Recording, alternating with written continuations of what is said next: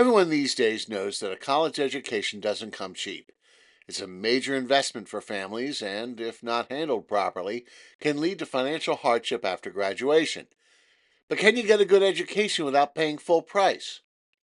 To answer that question and to discover ways that parents and students can find the perfect college fit academically, socially, and financially, I talked with college consultant Lee Norwood to tell us all about it.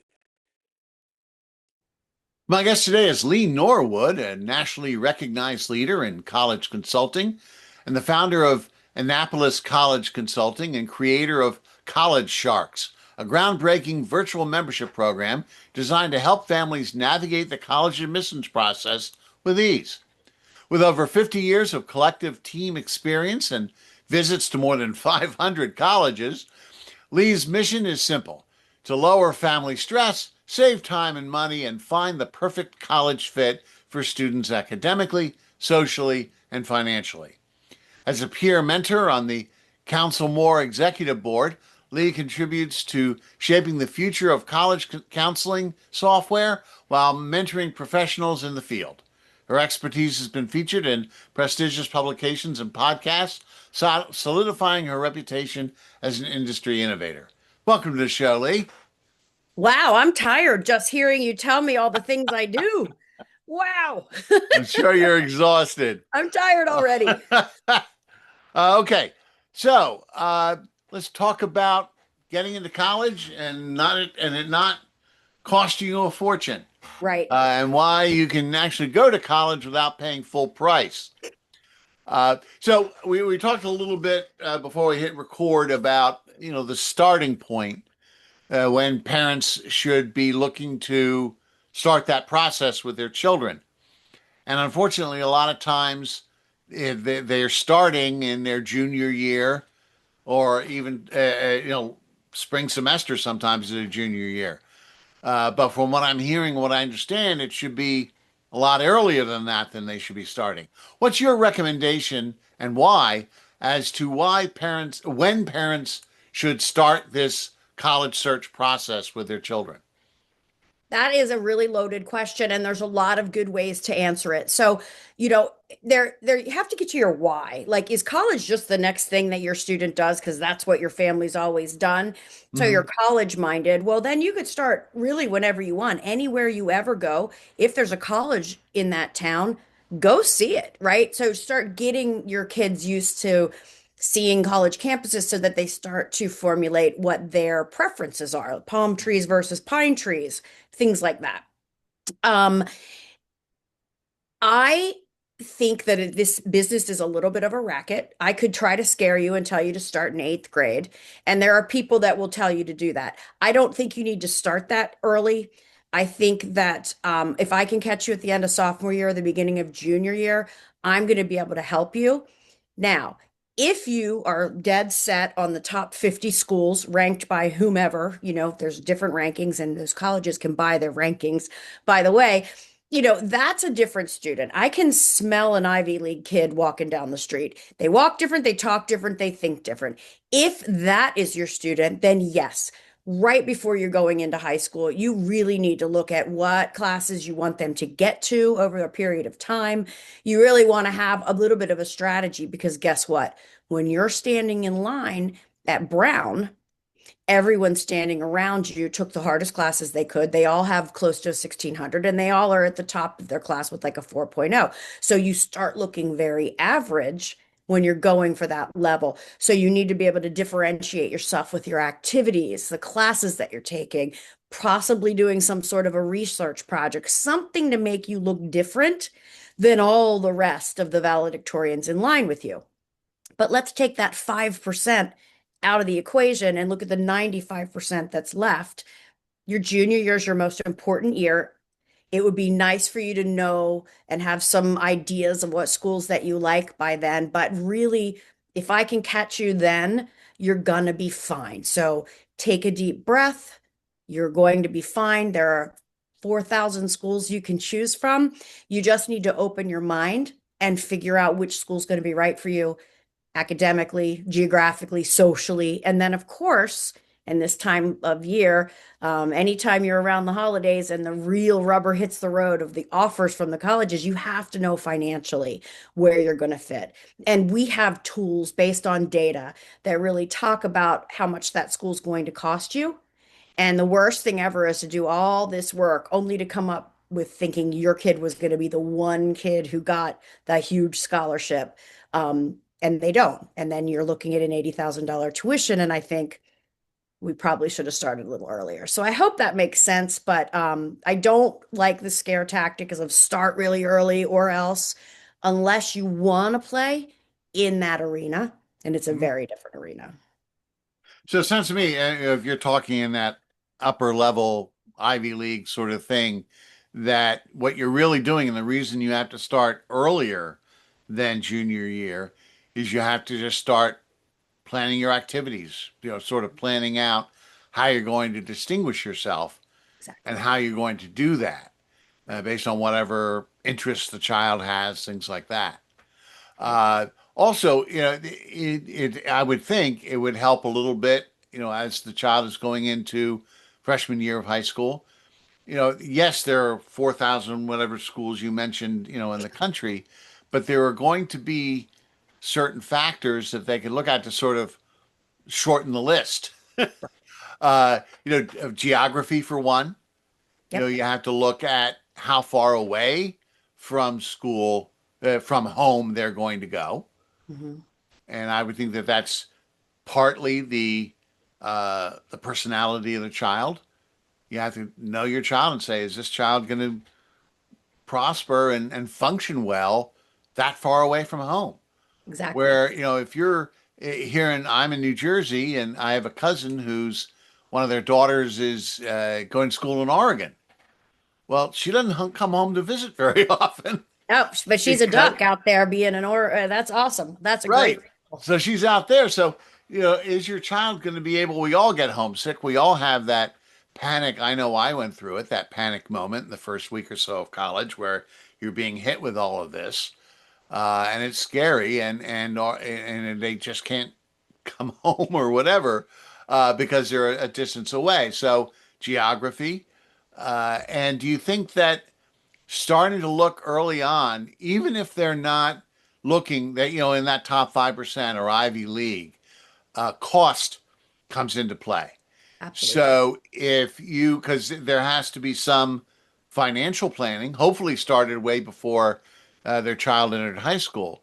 But what can you help us with or talk about as far as some of the financial aspects of it, researching when you're looking at schools, what do they cost? Are they or are they not in your price range?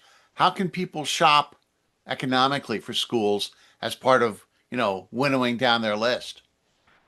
Good question. There are a few different tools that you have. Usually, when you're in high school, your high school will have they will have a portal that they use to connect college applications with their data, which would be like the transcript and the teacher recommendations. Some of those examples are Naviance, Score, Maya Learning. So it's whatever your school is using to be organized.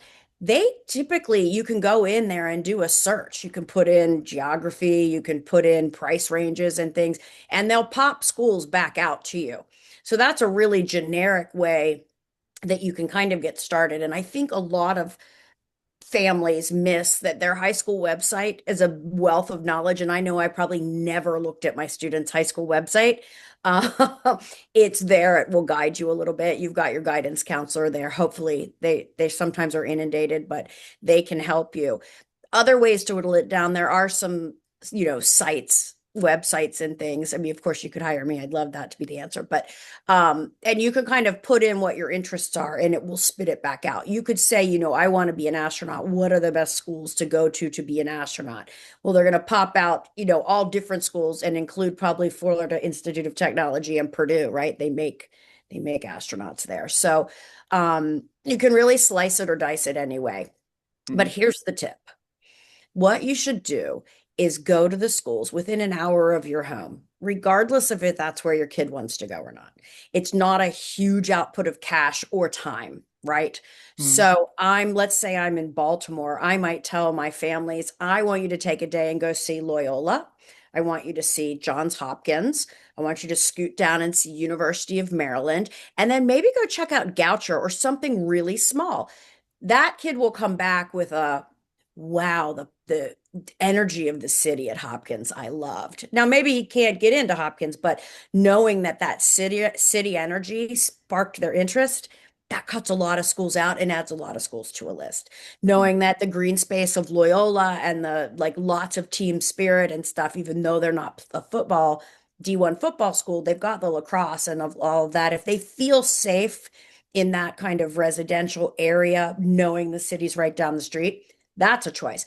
They can go see University of Maryland, and if they'd ever get the construction done there, I think they've been doing construction there since I was going to college, but they might love that big school feel with the big brick buildings and the Greek row and be like, that's my thing.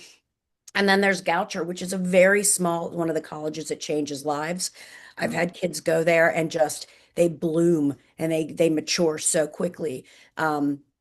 So give your kid a chance to have those opinions, Mhm. and you don't have to drive further than an hour from your home usually to Mhm. find those different schools. That's the best way to get started. And then you can go into the Fisk guide and put in your one college, and it will say colleges that also are like this college. And Mhm. then you can start going, oh, well, if I liked Loyola, I might like Richmond, right? And kind Right. of building it out that way. Um, that's one quick way to get started without getting overwhelmed. Well, so yeah, that's a quick way without, traveling a great distance and seeing what's in your backyard as far as what may resonate with your child and where that might bloom. I talked about whether they're the sort of person that would function well a great distance from home, but at least you have an idea of how they react emotionally or whatever to that environment. Right. And then you have uh, you know you have a feel on that. But then the economic issue, you'd say, all right, now these are the schools, and you visited the schools. You then went to that site that tells you these are also similar schools you might want to look at. You look at those, and then uh, try and get an idea of what the cost is. Is there a way of? I heard that a lot of schools basically have this information online on their websites. Is there a way of researching that to find out, just in general, what the sticker price is? I mean, we Right. haven't even gotten to the haggling on with the financial aid office or anything else, Right. but at least we have a way of seeing what the sticker price is for these different schools. How can what's the best way for parents to do that for affordability? I think for affordability, it's a really good idea to understand the types of colleges and how you can lower that sticker price. Okay. Like you never go into the Range Rover or the Honda dealership and think you're going to pay exactly what's on the window of that car, right? You know, there's some haggling and there's an ability to get that price down, right? Mm. Um, it's also similar with, you're flying somewhere and the guy next to you paid $400 for his seat and you paid 50, you're going to the same place. Right. So the best way to start, every single college has a net price calculator on their website. It gathers a little bit of information. You can't compare one schools to the other because they're all a little bit different in the way that their back end works. But they are going to look at whether you're going to get any financial aid by asking a few questions, and then you'll put in some stats about your student, and that will let you know if you get any merit aid. So, merit aid is a discount off the cost of tuition that a college uses to attract you, right? So you think about that like, are you going to be able to get that sale price? And they will let you know. Mm. Some schools, if you look on their admissions, I always use this one as an example because it's pretty clear. But Old Miss, if you look at Old Miss, you can go into their admissions and then you can pull up merit aid scholarships. They have a grid for out of state kids and in state kids. And if you have this GPA and this SAT score or this ACT score, you will get this stipend for being in or out of state and this much merit aid.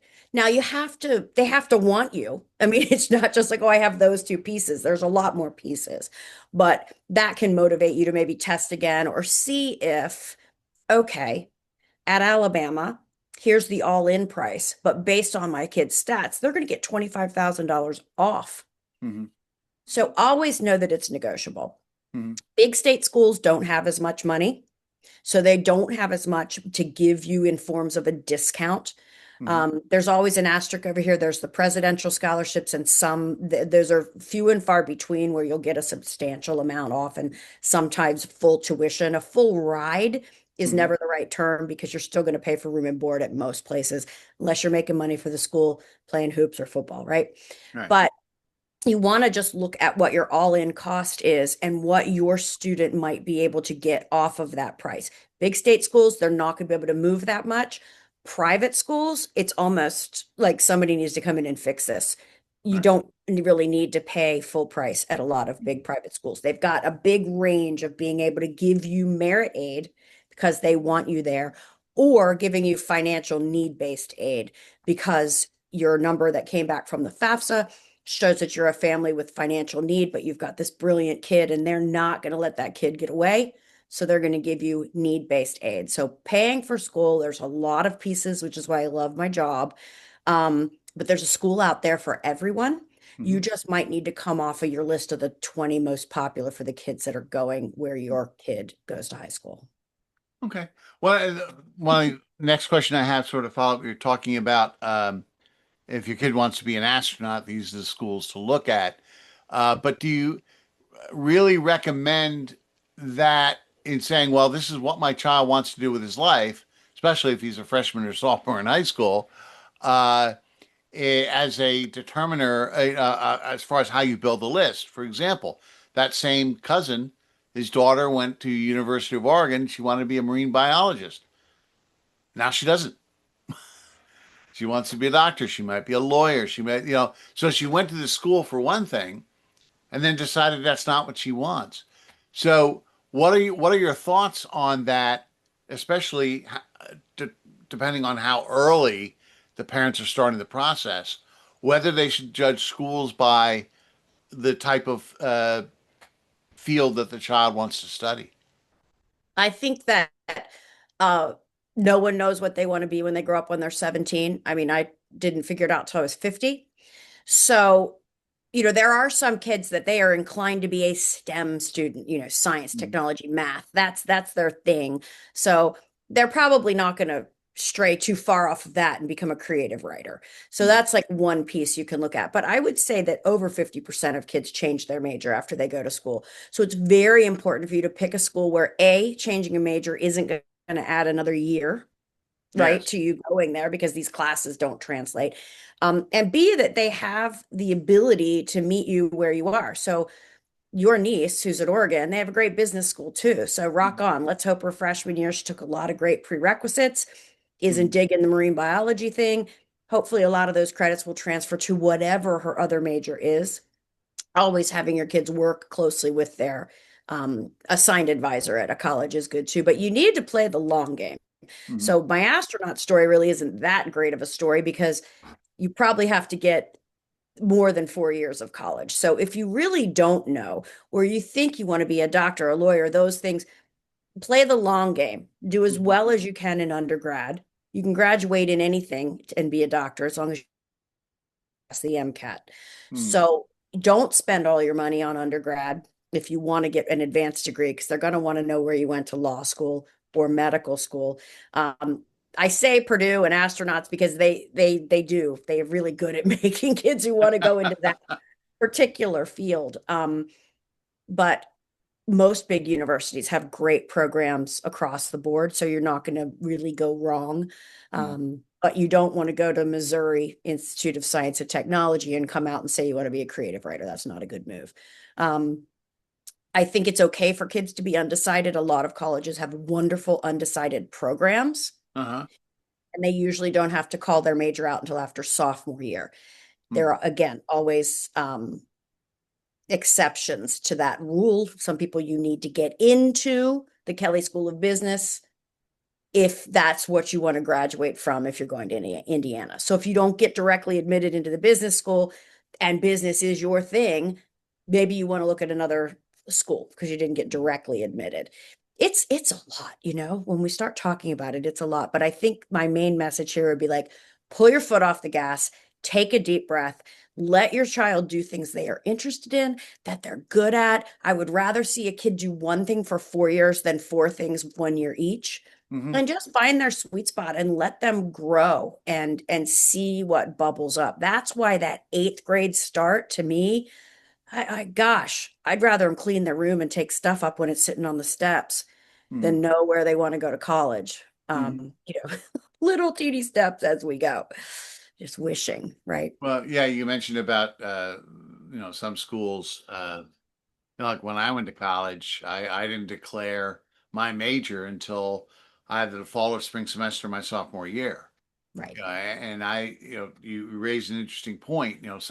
You may have to, depending upon the specialty school that you want to get into. The Wharton School of Business. If you want, well, you have to start out wanting to do that. Right. So that's something to consider. And I always go back. You said you didn't figure it out till you were 50. There was a comedian who once said, to the audience, how many of you know what you want to be when you grow up? That's why you always see grown-ups asking little kids what they want to be when they grow up because they're Right. looking for ideas. Exactly. Exactly. And here's the other deal. Not to age myself, but we didn't even have cell phones when I was in college, right? And look at the industry that has come out of that. So, do you really need to know? Well, gosh, the job you're going to have probably hasn't even been created yet. So, you want to go to a school that you're going to get the most out of it. You're going to mature. You're going to have a lot of opportunities. American University, you can change your major as many times as you want, but they don't guarantee you'll get out in 4 years, Yeah. right? But just pull back. If you don't have a kid that knows exactly what they want to be or do, they're not going to shame the family. They can go in undecided or they can change their major. The thing is, you just don't want them going undecided and you're paying $90,000 a year. Oh yeah. Yeah. So yeah, that's something to consider. So, all right. Let's go on. We talked about, I had a question about a timeline. I think we've already pretty much discussed a timeline of, initially going out, looking at schools in your area, then looking at comparative schools, figuring out whether you want to go locally or out of state, and whether you want to, and then sort of pricing it out. Because even if you just looking at sticker price, you may not know, depending on when you start looking, what discounts or credits based on merit that your child may have because you don't have all that information yet. But you do have an idea of what the top score is, top cost is, and how much of a discount down. So there's still a way to eliminate a lot of schools economically, saying even if we get every discount in the world, there's no way we're going to be able to afford that. So Exactly. there is a way of doing that and eliminating schools and really narrowing it down over time as you do that. Um, Now, as they start getting into junior year and are taking the PSATs, the next question is: in this day and age, are test scores still important? Are they how hard are they looked at by admissions people? The test scores are back. I Yes, sing I a heard song that. Yeah. by, Justin Timberlake. They're bringing testing back. Yeah. Um, Test scores are an indicator of college readiness.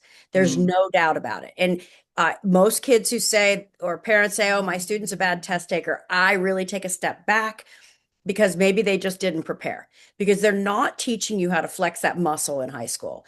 Mhm. Testing on a standardized test is very different than what you're taking in high school. So there comes the divide.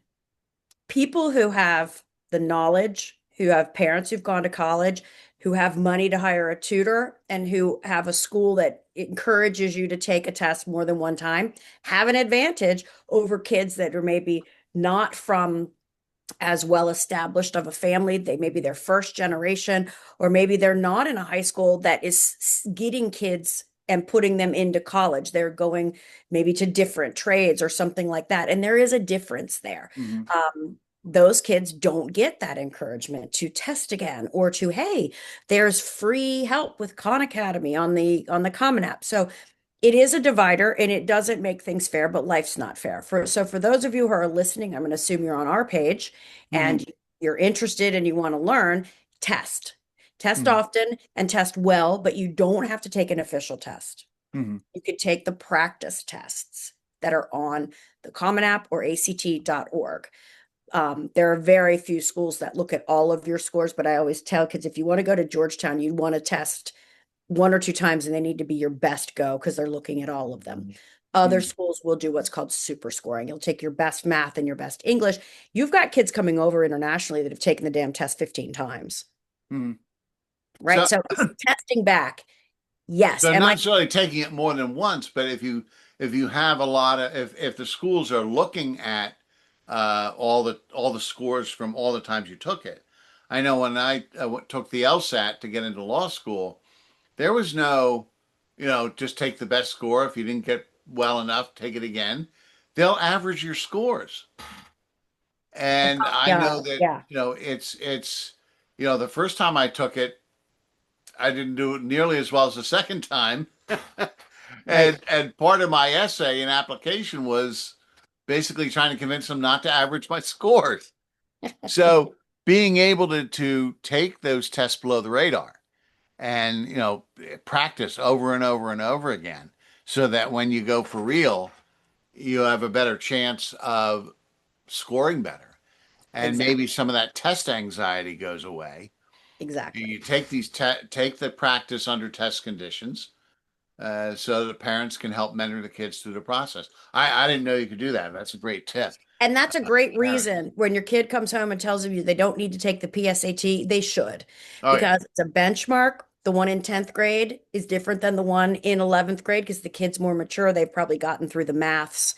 Mm, There's kind of a bait. We have a test prep company called College Sharks Digital Test Prep, and you really don't want to take an official test until you're at least halfway through Algebra 2. They're testing your math on Algebra 2.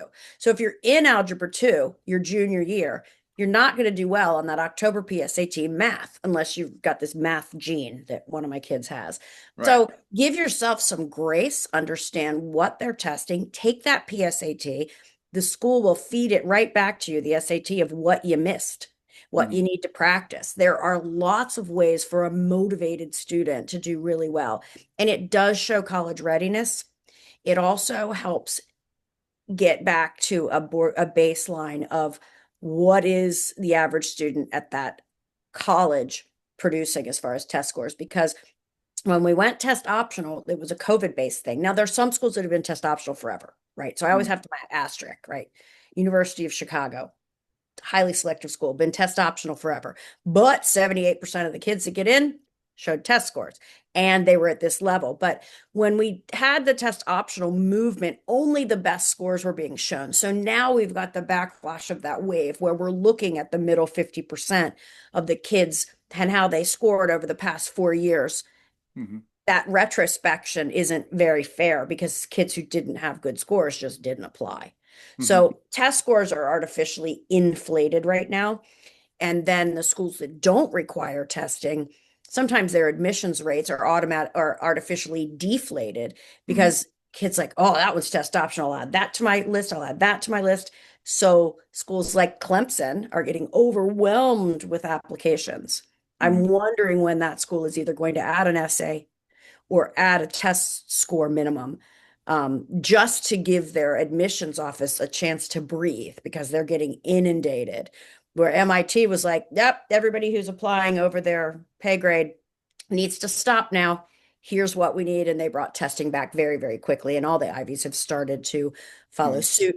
Georgia followed suit, Tennessee and Florida, all you have to show test scores because they were just getting inundated.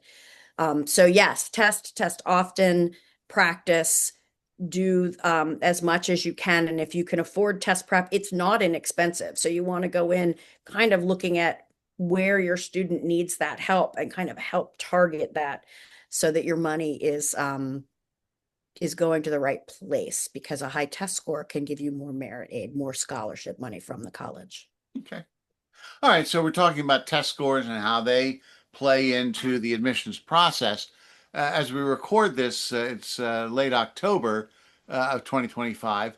Have you learned anything or seen anything in trends this year so far on show what's important to colleges and application inflation and percentage of test scores sent and things like that. What are they looking at? What are they considering important?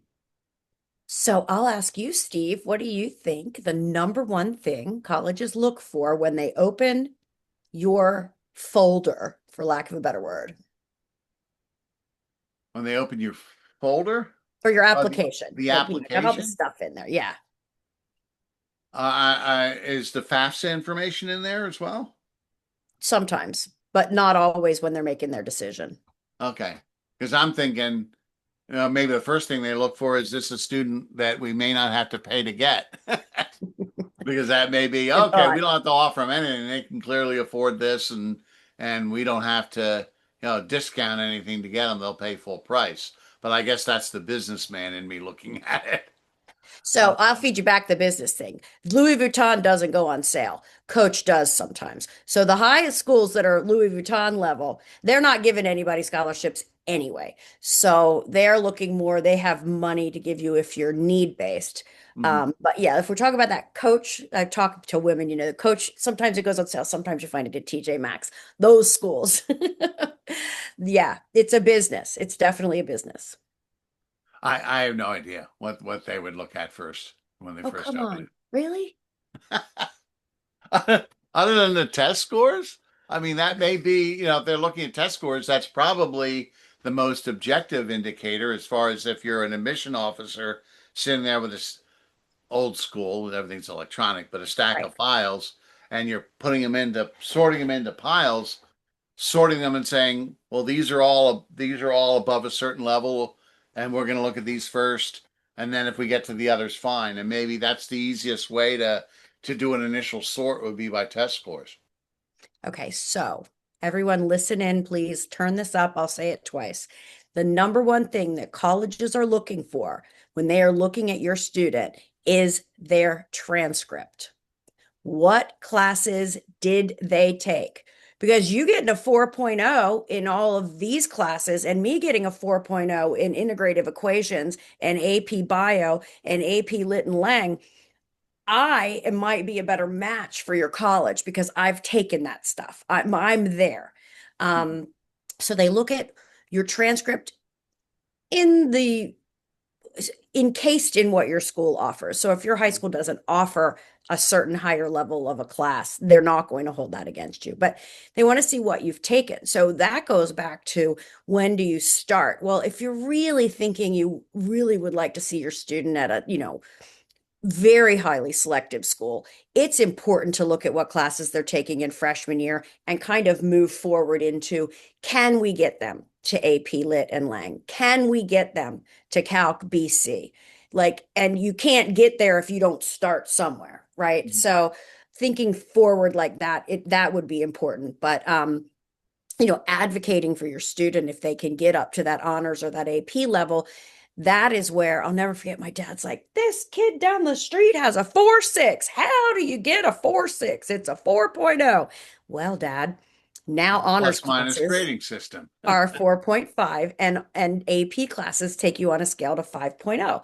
So that's why we're seeing kids with inflated over 4.0 GPAs. Mhm. But again, it comes back to, well, which AP classes did you take? Did you take psych or did you take Calc BC? So AP classes are looked at differently. So really, they're going to come down and say, what did you take? Then they're going to say, what did you get in those classes unweighted? Mhm. Because some private schools don't even have an AP curriculum. So Mhm. they only have a 4.0 to get to. So Right. they want to go back and look at you unweighted. Your weighted GPA is for your ego and for class rank. Um, so those are two things. What'd you take? How'd you do? And then test scores.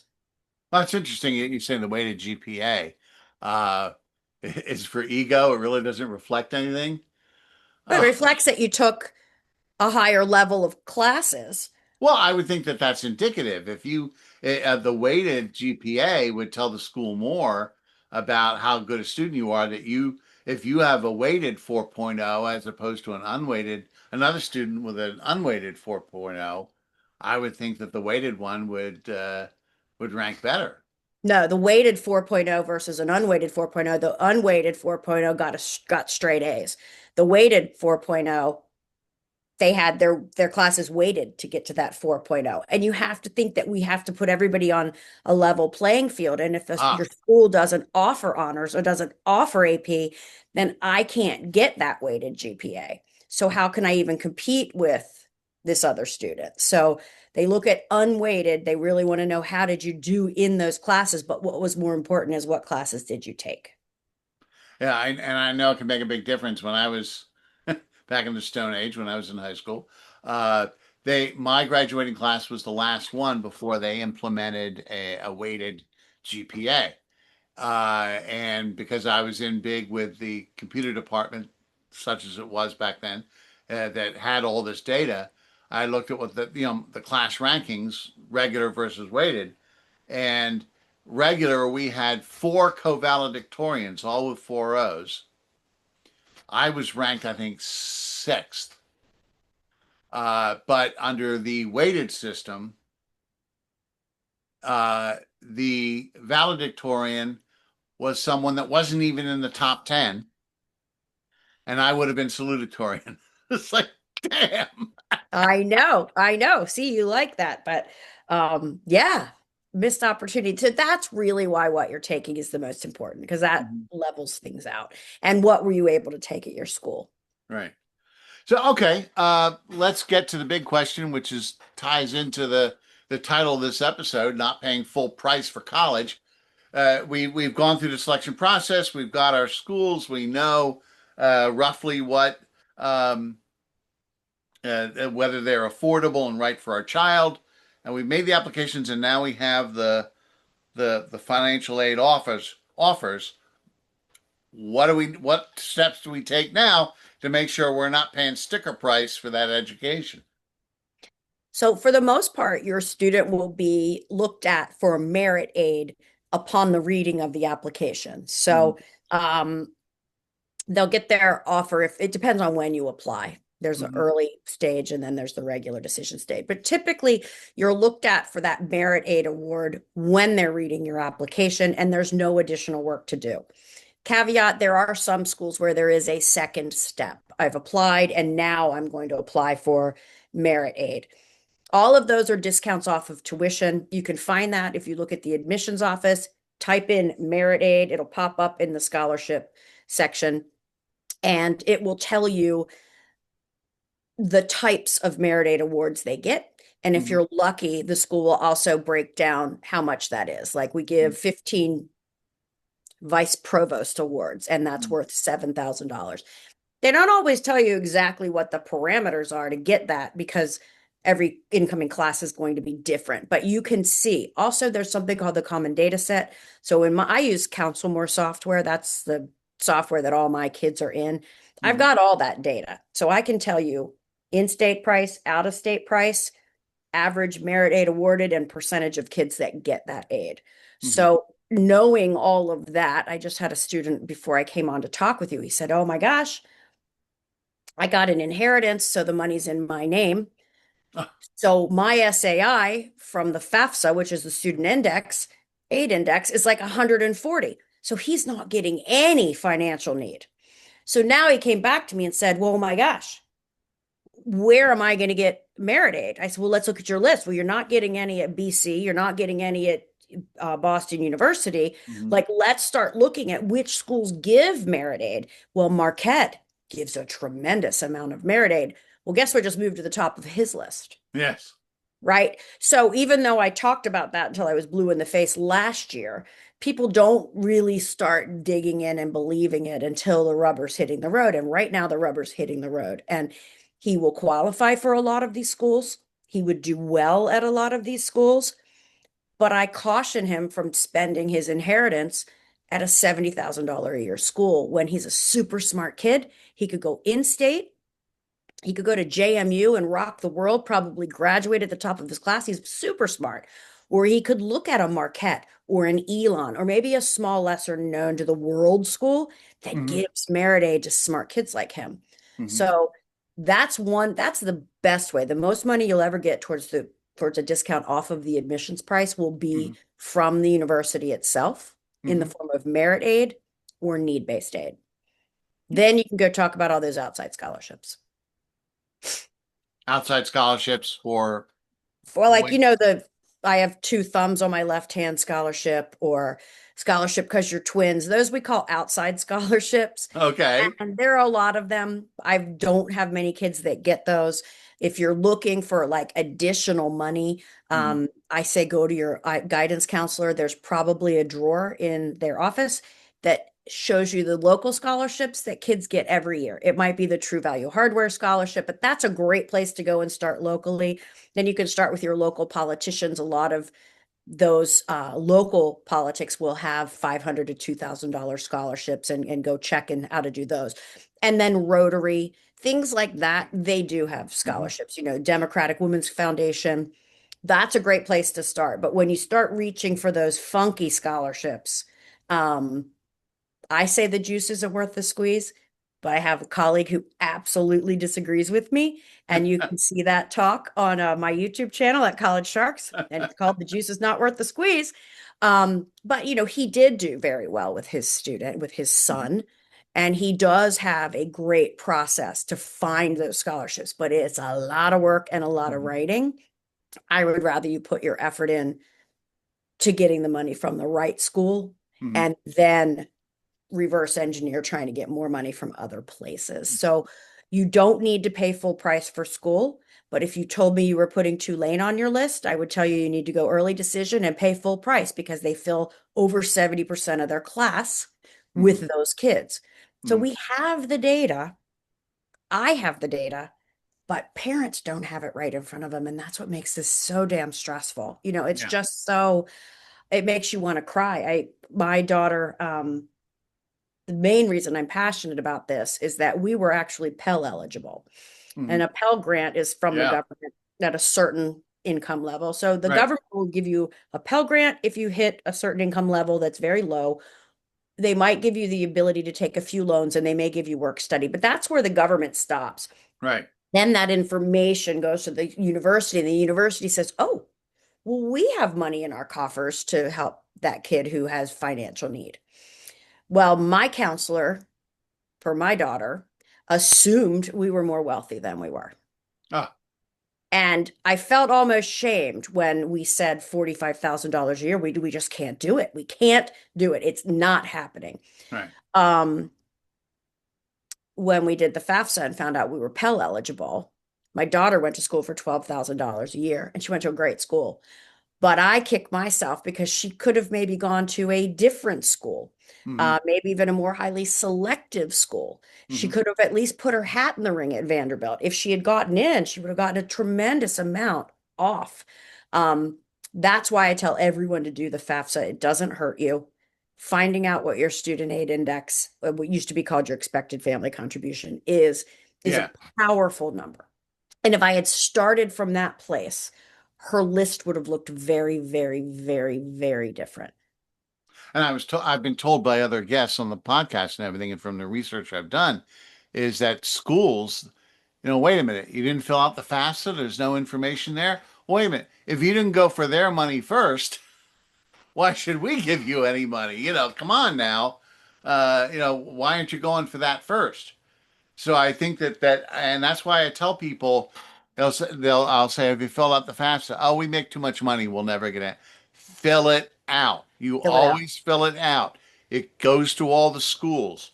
They then look at that, and now you've already done the financial disclosure. There may be other aid that is available. Never count yourself out on the FAFSA. Everyone should fill it out, and mainly for Exactly. that reason, the schools look to see if you did it. Well, and Uh, I've heard from another colleague recently that like life throws curveballs. mhm. Let's say your family is doing this and this is you did well and Mhm. you didn't get any aid, but there is a tragedy in your family. And now all of a sudden your student's a junior and you don't want to also disrupt their college and you go to the school and say, we have had, a Mhm. bankruptcy or a fire or anything. Can you help us? If they don't have that FAFSA backup from the last 2 years to really be able to look and say what your loss was, then they can't help you. But if they have that in your record, they can then figure out ways that they can help you. It's just backing up your record. And what's too much? If my student aid index is 70,000 a year, yeah, I'm not getting anything from my state school. But if my kid can get into Harvard, Mhm. that's 90. So there's a $20,000 gap there, and Harvard will give me that 20 if my kid can get in. Mm. So I'd be glad I did the FAFSA. So you you fill out the FAFSA, you send in the form, you get they the first thing they look at is merit based, and then I guess then they would look at the FAFSA to see if there's anything that they might want to offer that's needs based. And then they put together an offer based on that, come back and you take a look at what they've got. Um, can you haggle? You can haggle. So you can haggle. Let's just say this. Most of my kids apply in the early action round, which is now in the Right, fall, and then they'll know before the turn of the new year. They're going to get their merit offer then, right, right? If you get a merit aid offer from three schools that are pretty much comparable, but you really want to go to school C, if the total cost for A or B are lower, you're not going to lose your offer. First of all, they're not taking it away.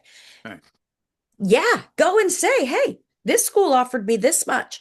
I right. really want to come to you. Mm, I really want to. But here's the trick. You don't do that until like March because in March, the schools got all their offers out. So the pendulum swings back into your favor, right? mm, Now they've put all their offers out and they're like, oh, who's going to say yes? So mm, that's when you have a little more leverage. In the spring is when they will hit you with your financial aid because they have to look at the regular decision and the early action pool at the same time right. to divvy up their need-based aid. So, yes, you can haggle. I'm totally down with haggling. We win the haggles often, but also it'll put some things in perspective for a lot of families. But yeah, you don't get what you don't ask for, Steve. You know that. That's our business mind coming Never through. take the first offer. But people don't know that. They figure, oh, this is what's offered, and that's it. And I've heard from other people, other guests on the show, just what you said. If you have offers from comparable schools, you go to the one and say, hey, look, you're my first choice, but these other schools, B and C, are making a better deal. I want to go with you, but these are cheaper. What can you do? And that can help. Also, on the financial end, the FAFSA form is just that, a form, and has standardized financial information that it requests. Can you say to the school, look, there's some stuff going on for us financially that isn't in the FAFSA that maybe you should know about? Is this important? Maybe knowing that will help you get more needs-based aid. Yes, there are humans behind all of this, and you can always file for them to relook, or you could talk about a situation like, unfortunately, if a parent is deceased, Mm-hmm. that widow or widower, they get nothing, like nothing. There's no discounts, no nothing. So you're kind of like, well, great. I got this life insurance check, but I also lost my spouse. Like, what's going on? If you do an appeal at a college and you can be honest with them, there's humans on the other side of that. If your student's the right fit, they can often make things like that work. I am not an expert at that, but I do have a girl in California that I refer all of my families with unique circumstances to, because she's really good at getting to how you can present your situation. It's the admissions office, not the minus missions office. They want you, if they gave you an offer, they know their yield, how many kids will probably say yes. But yeah, never say never. Your answer might be no, but you have more leverage if you wait until March. Yeah, don't ask, don't get. So, this is obviously something that's an involved process over a number of years with a lot of moving parts. It can be very stressful for the parents and students, especially if it is a parent dealing with the first child in the process. How do you help folks get through that process? How do you mentor them through? And how do you help them make sure they're not paying full price? In fact, paying the best price they can? So that's all going to come down to the college list. That's going to be your biggest tool is putting the right schools on your list. So how do I help? I'm about to be on a television show and I kind of is blowing my mind. So I help one-on-one, right? I have 5 people who work on my team. We're Annapolis College Consulting. I'll talk to anybody for 30 minutes for free because I think we need to democratize the college application process and college overall. I just think it's skewed. It's a little weird. The people in the middle of the sandwich, the middle class, we get squanched. We can't afford full price. We're not poor enough to get, aid. I'm happy to talk to anybody, and we work one-on-one with those kids. But we have just decided that the best way to grow and really democratize this system is to get this good information to everyone. So my partner and I have Marcy. She's awesome. She lives in Mexico. Um, we have designed College Sharks, which is it's an on-demand system. You go in and every month about 3 to 4, 30, 15-minute videos, not 30 minutes, 15-minute videos drop in and it tells you what to do, when to do it, and why it's important. And it comes with a workbook. If you do the workbook for junior and senior year, you'll end up with your common application completed. You're gonna have been filling that in for 2 years. It's a monthly membership. It's a great tool for do it yourself. It's a great tool for people who don't want to buy that concierge level. I mean, it's not inexpensive to get one-on-one help. So we were like, how can we reach more people, first gen, families that don't understand this but aren't going to outlay the money for that personal trainer? How do we do more of a group fitness type of thing for this? So it's collegesharks.com. It's awesome. And we're about to be on a television show hosted by Damon John, one of the sharks from Shark Tank. Oh, okay. Crazy. Like it feels weird coming out of my mouth. But yeah, it's $59 a month. So Mhm. for that, if you have the time to watch 8 to 15 minute videos and Mhm. have your student watch some of them. Some are going to be more parent focused and some are more student focused, but they're written to feed both of us. The lead character in this is a shark. He has no race, creed, color, religion, nothing. He's a shark or she's a shark. And it's really good stuff. We've spent 2 years just kind of taking our process and boiling it down so that we can help more families get through this. Because if you're broke and brilliant, you need to talk to us. You need to go to college. You need to do this because colleges want you and they will make it affordable for you. Mhm. And not many people are going to tell you that. So we built College Sharks for that. Great for homeschool, great for, anything. But that's the best way to reach us. Plus, you can spell College Sharks. My other company is really hard to spell. All right. Well, we'll get that in the show notes, all that to reach out. And just as the lawyer in May has to say this, folks, this was recorded in 2025. It's certainly good information to have years from now. So if you're listening to it, perhaps in 2027, I'd urge you to check her website to see what the current price is. It may not be $59 anymore. So just so you're not locked into that I'll forever. lock into that for anybody who says, I heard you on Steve's show, rock and roll. It's $59 a month for you forever. Okay. All righty. Well, we'll get all that in the show notes. So you can check it out, folks, uh, and get more information there on how to reach out to Lee Yeah. to help your child get not pay full price for college. So thanks for coming on the show, Lee. Thanks for teaching us a lot of good stuff. Thanks, Steve. You have a great day. Enjoy your winter. I can't believe time is moving this Oh, quickly. So, oh yeah. woo! Happy New Year Yeah. sooner than later. All right. Thanks for coming on.